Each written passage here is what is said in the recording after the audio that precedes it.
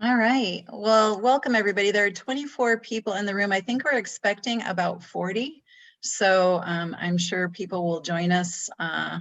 But it is 2 o'clock and we want to get started to give Paul as much time as possible. Amy, do you have some record keeping you want to do? Yep, well, again, welcome and thank you for joining. If you could just mute yourselves unless you're speaking or raise your hand on the Zoom function, we will take note of that and get to you when we can. And I think that's about it. I think we are good. Just a reminder, we're recording this, so we will be sending it out to the group after the event. All right, so I am so excited to welcome Paul Schmitz. He has not only been just a leader in the field of collective impact, he's become a mentor and a friend over the last few years. He is a senior advisor with the Collective Impact Forum, the CEO of Leading Inside Out, and the author of Everyone Leads, Building Leadership from the Community Up.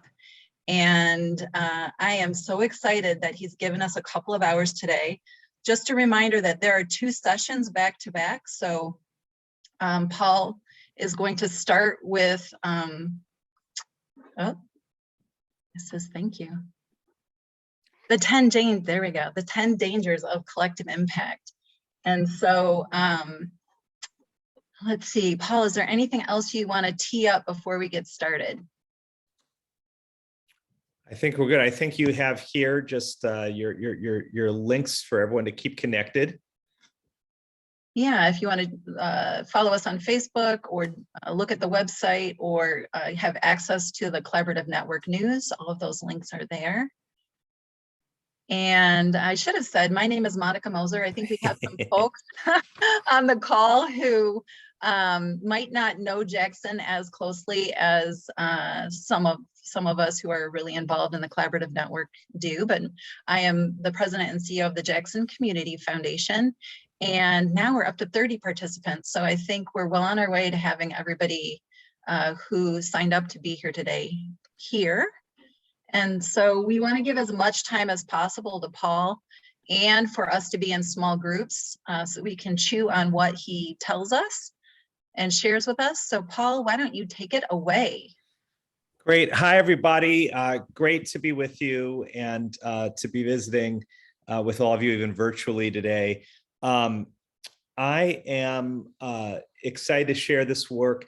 You should have seen the first article already, which is on centering equity and collective impact, which we'll do next, which of course, Monica and the work of the Jackson Collaborative is featured in.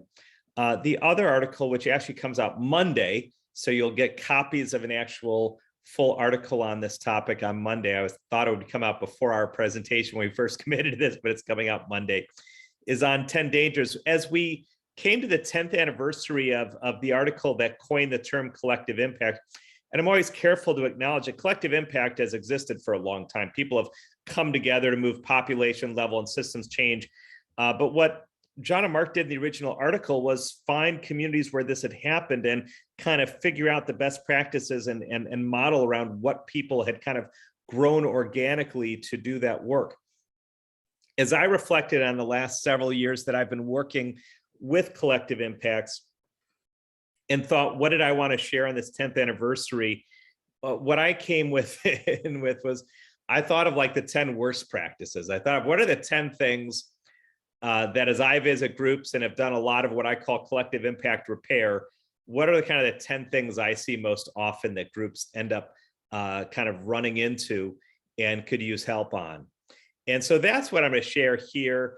One of my children helped me pick memes for this presentation. So I will bring all complaints about memes to the authorities in my home, but to create the visuals a little more interesting than usual.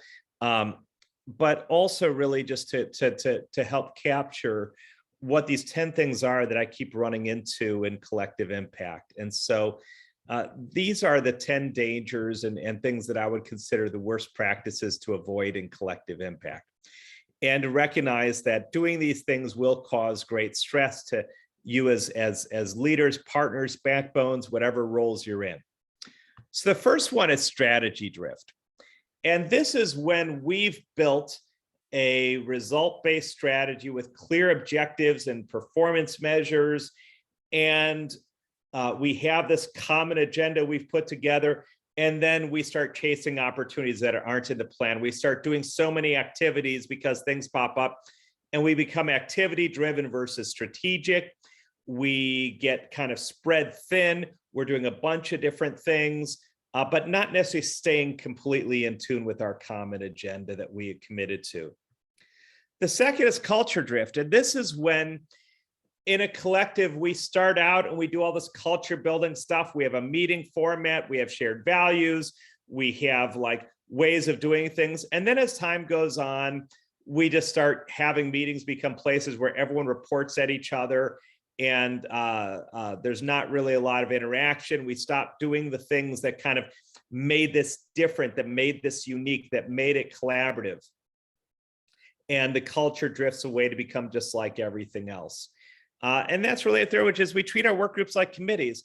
In an ideal world in collective impact, when we form a work group, the idea is it's a group of partners who together will implement a strategy, coordinate their work across sites, share learning and data in order to make shifts and changes in what they're doing. But the idea is the work group is a place where work is done to coordinate and move work together to advance a strategy. And too often what we see is they become like committees, and where a couple of people report, where the backbone's expected to do all the work, and it's just sharing the work everyone's doing. It's not really using data to coordinate, learn, and shift practice across organizations. The fourth is the wrong people at the table. And this happens in a couple of ways. One is sometimes the table is way too top down. We got these like top leaders from the community involved, but they don't really have credibility across community.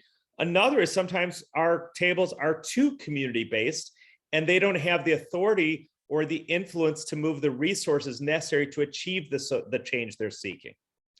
The other is that sometimes the wrong people at the table is that we don't have diversity among the group. We don't have different constituencies and groups of stakeholders really reflected and represented. We'll talk about that more in the second presentation on centering equity.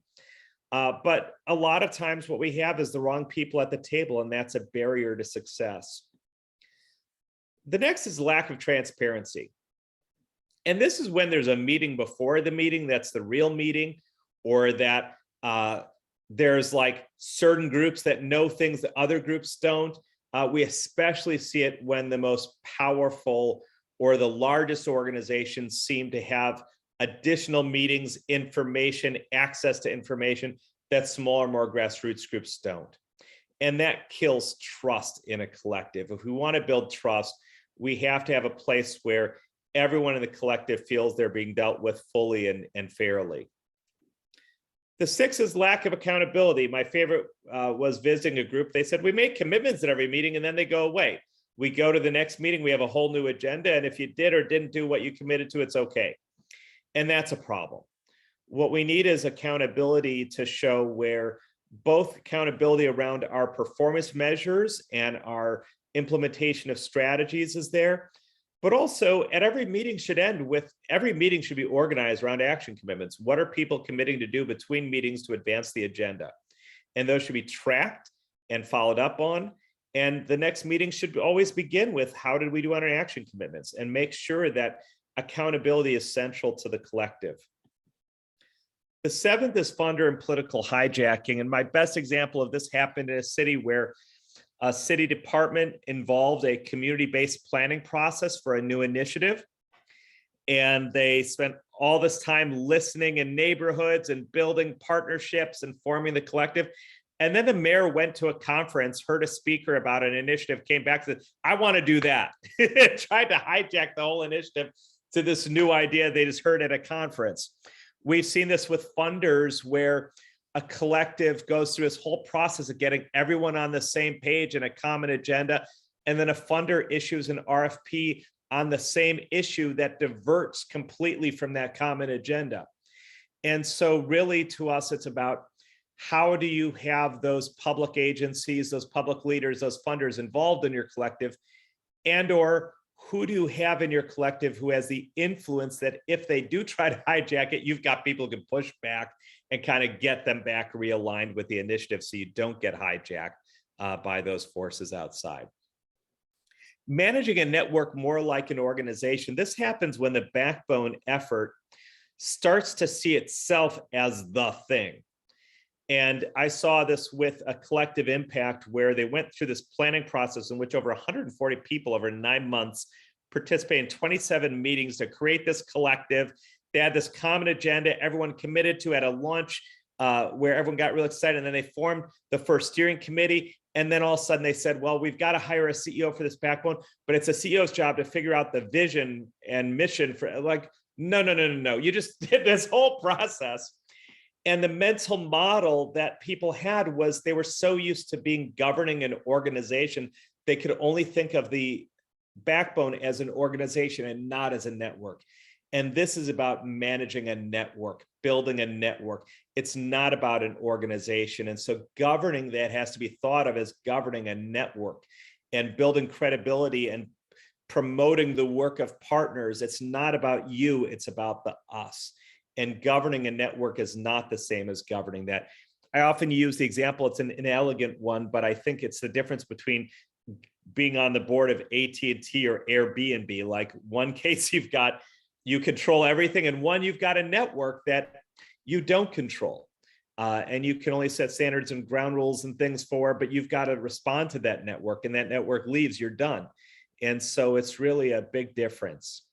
The ninth is insufficient time frame that too often we see in collective impact, that people expect to get large population level change done or 2 or 3 years.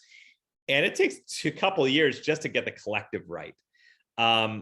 It's having what we find is most real big change happens in a 5 to 10 year time frame. There have been collective impacts that have done big change in less than that. And it happens, but most we see it takes 5 to 10 years to move big population level complex systems change. Finally is a lack of adaptive leadership, that this work's complex. It requires change management. It requires difficult conversations. It requires managing concurrently across different kind of time horizons and initiatives, and having that kind of adaptive leadership that's able to kind of manage a group through difficult conversations and hard choices, and to look at things across perspectives and figure out how to move things. All of that requires a way of leading that's much more adaptive and not as linear and hierarchical as many groups are used to. So those are the 10 dangers that I've found that get in the way of collective impact. But I just want to, before I invite you to do some conversations on this, kind of raise, there's 3 lessons I've learned about what works. The first is that clear strategy guides clear commitment, that the clearer the strategy is, the easier it is for people to know exactly what they have to do. If we say that our strategy is one day all children will read at grade level by 3rd grade, that's great, but that kind of doesn't tell people what they have to do, and people end up doing what they're already doing. But if we say we're going to move 200 more kids to grade level reading each year, and we're going to focus our efforts on 8 schools that have the highest disparities, now everyone who commits knows that their focus is going to be in these 8 schools trying together to move 200 more kids to that guide. The clearer the strategy, the easier it is to guide commitment. Form has to follow function, that the form of a collective impact of a partnership should be dictated by the strategies. If you're running a cradle to career initiative with 8 outcomes and 6 work groups in a city of 600,000 people, it's going to go very different than a collective impact that's working on behavioral health outcomes in a community of 20,000 with a 1.5 staff backbone. There's no correct form. The form just has to follow the function. Too many collective impacts build the strategy to suit the form they establish at the beginning, who's at the table and what programs they do, versus build a strategy and then figure out what collective will we need to implement that strategy. And finally, the culture eats strategy for breakfast, that building equity, trust, community engagement, accountability, continuous learning, building those practices into the collective are so essential to making it succeed. and really facilitating a culture that supports that kind of collaborative work and adaptive work. And if you don't pay as much attention to building the culture as you do to building strategy, it will eventually eat the work up. So those are the 10 practices. And what we thought we would do to kind of engage you all today is we're going to break you up for a little bit into breakout rooms for about 20 minutes. And hold on one second. And what we're going to do, this is the problem when I'm doing multiple things, so I've got multiple screens open. Let me open this for you. Is that I'm going to share a Jamboard link for you all. And the first slide has the 10 dangers, but then there's on each of the following slides, there's 2 of them. And what we'd like you to do is together in your group, look at these 10 and think about which ones do we think might be dangers for us right now. And what we'd like you to do then is go to those ones that you think might be. And if you look on the left-hand side, you can push this sticky note and you can write a note and you can put it down on the page and you can move it wherever, you can change its size.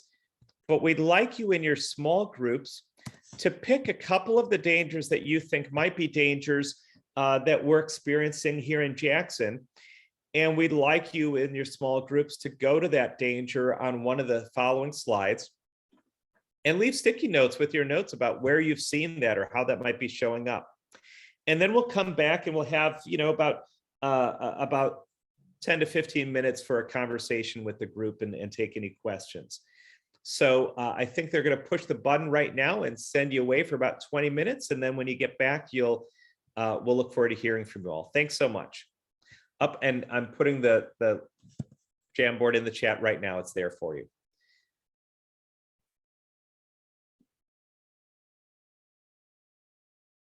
I was watching some of the comments, was great.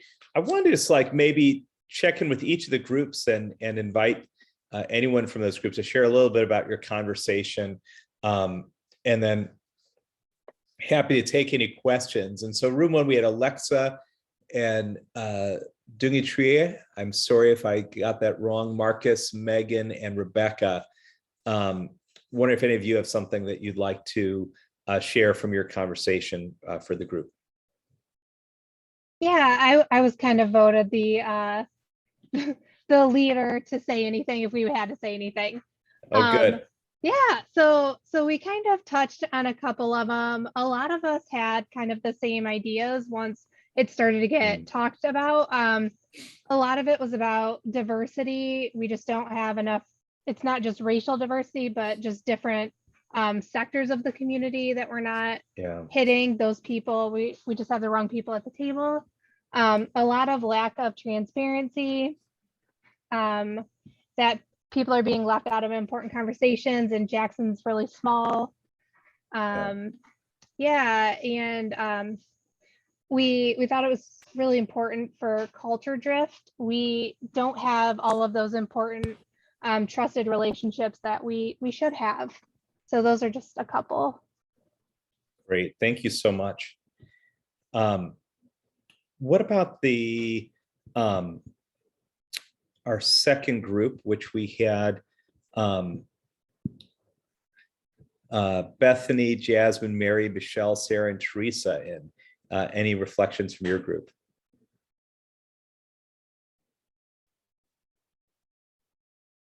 Well, this is Mary, and we didn't have the foresight to elect someone, so that's all right. Anyone in our group might want to chime in, but to the last point that was being discussed, just as we reconvened the larger group, we were talking about, well, we have, in our group, we had one person who had to step out, 5 people total. One had to step out, 2 are brand new, and 2 of us aren't in Jackson. We're from other Alcans. But we were talking about how until that trust exists, that allows you to be able to involve people, and how difficult it is to involve those people who we might not have everyday familiarity with, to get the right people to the board, to the table. Until then, tools we might use to be able to make sure that their input is represented, surveys, focus groups, ways that we can at least be reminding ourselves and cultivating Yeah. relationships. Great, thank you so much. And again, I think I'll talk more about it in a second, but this work is just hard. And a lot of times we forget to pay attention to what all has to happen. So room 3, we've got Bill, Irene, Stephanie, and Terry. And actually, it was just 3 of us, Stephanie, Bill, and I. Okay. Stephanie this is her first experience with the collaborative. Bill has been involved for quite some time, and I am a recent involved participant as well. We sort of had some of the same things that group number 1 talked about.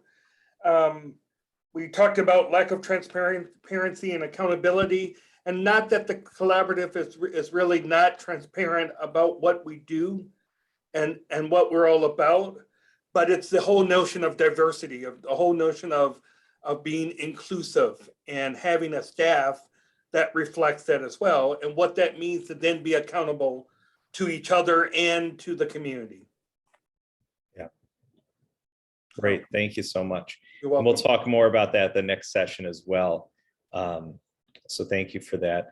And room 4, Kara, Michelle, Monica, and Nancy. I know you're wondering how we had 2 Monicas in one group. Statistically, that is just nearly impossible, but we did. Excellent. I don't want to speak for us though, because I was the note taker. Anybody else want to speak up? Nancy, I'm gonna call you out, girl.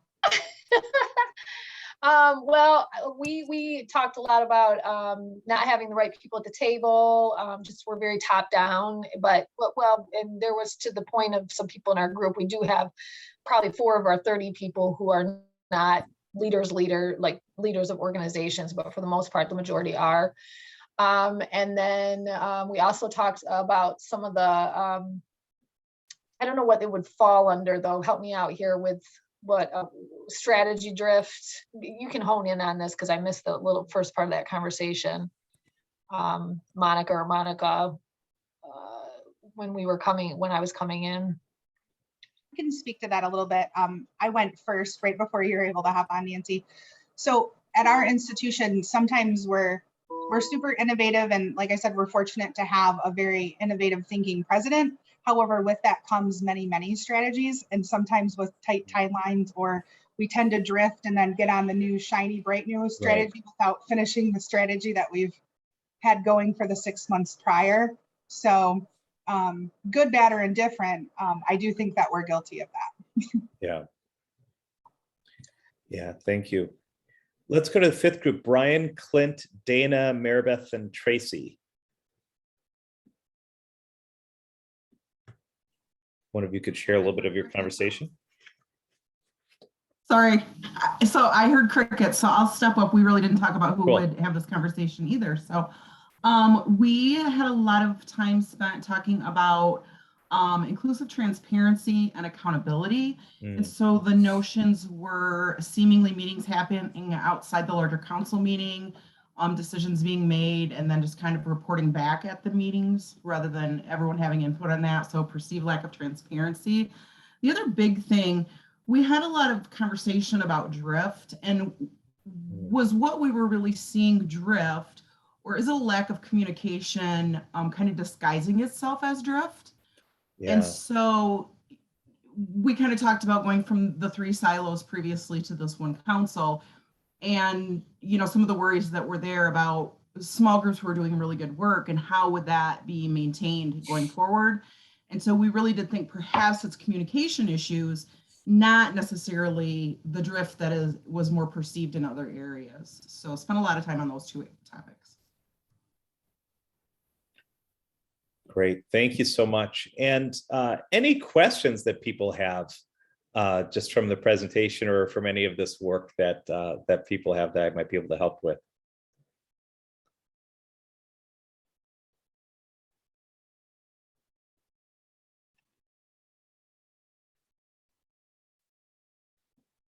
Not seeing the big question marks go off.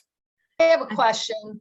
Yeah. So with the 10 dangers of collective impact, do you also look at kind of like the 10 asset framing kind of, kind of flipping it on its head? Because when I look at these, I'm like, the first thing that comes to my mind, because I'm always thinking cup half full, is what are we doing well? Check those off. Boom, boom, boom, boom, boom, boom. Yeah. So do you kind of have the flip side of it? Yeah, we have lots of assessments we use for that. I think that the purpose of this was to kind of name the stuff that we see people struggling with most. And of course, each of these you can flip and it tells you, like having more accountability, not drifting from your strategy, right? Like and there's a part of this that's also just trying to, write something compelling that kind of grabs people a little bit. But I think the other thing is that the first line of the article, when it comes out Monday, the first sentence is that after visiting and consulting with more than 100 collective impact efforts around the world, I've drawn one main conclusion: collective impact is really, really hard. And I share that, just say this is not like the way we've always done the work, and it's not easy. And I think that if we don't pay attention to how difficult it is to really move groups systemically and together to create these kind of changes, it takes more than just like the way we've typically done the work. And the incentives in terms of funding, in terms of rules, in terms of all sorts of things often run against working in this way. And the ways we're used to operating work against it. And so it's really hard. It takes a lot of change. And I think the intent here is just kind of identify, like, what are the kinds of things that I keep seeing that groups struggle with, that if we can kind of like flip that, as you say, and pay attention to these things. And a lot of times what I see is that groups start with all of this in mind, and it just gets lost as time goes on, as people get stuck in activities. And let's be honest, that COVID threw, and that came up in the strategy drift a couple times in your comments, is just like, COVID threw a giant, monkey wrench into the whole thing, right? And we all had to adapt and shift. And, for a while we were doing emergency response, like there was a lot of disruption that happened, and whatever measures we were moving towards, especially with educational measures, also the kids aren't in school, right? Like it's just the whole thing shifted. And so that curveball has really meant that we've had to adapt and adjust. And now, as we're entering whatever this new normal is, like, how do we recommit to some of those things and look back and make sure, because probably a lot of things drifted over the last year and a half, and they had to. It's not a surprise. It's not like, why did that happen? Or why did it happen? Because we all got sent home, and our lives changed, and our communities were disrupted, and needs shifted, and we had to adapt. But now, okay, let's look at our collective again and figure out where we can strengthen it up. Any other? Yeah. Oh, please. Go ahead, Mary. Go ahead, Mary. Oh, I was just going to ask you if you could elaborate a little bit on what you just said. What have you seen to be the key to keeping these efforts, community impact efforts, on target? I almost feel like, and I heard the same thing in our small group discussion, you have newcomers, you have turnover, that's just the nature of the work. And you have, and we have drift because COVID happened. But I almost feel like, is there a need for everybody to sort of say some kind of a pledge at the start of each meeting, something that, because all the other aspects of our life take us in a different direction. It's not like this. And this is such great stuff. But then we go to the next meeting, it's like the old kind of collaborating. So what do we do in order to keep the focus where we wish it to be and where it hopefully is in the beginning? So one thing I've seen groups do is do things like, if they have shared values or ground rules, printing those on the agenda for every meeting. And even we're going through them at the beginning of every meeting. I've seen groups also like say, we're here today, our strategy that we've committed over the next 3 years is X, and these are our performance measures, and today's agenda is going to focus on that. And just always keeping that work at the center. And sometimes, what we're trying to do is just keep ourselves from getting lost into a web of activities and maintaining a sense of strategy and a sense, again, of like holding culture for the group and keeping those present. And so that's not something we like agree to ground rules or like roles and responsibilities 6 years ago, and we've never looked at them since. Like, we've got to keep them present. How do we bring them back once a year at a meeting, like re-review our like charge and like, are we all committed to this? Like doing things to bring those back. And again, that's part of the culture piece. It's like, if we don't do those things, they go away. And then we become what we become. Tara, you had a hand raised. I just want to see if you still have that question. Yeah, Paul, I don't have a question so much as a comment, but I would love to have you talk a little bit more about this as well, which is number 10 on your list, lack of adaptive leadership. Yeah. While I'm new to the collaborative, I've been involved in the collaborative since July.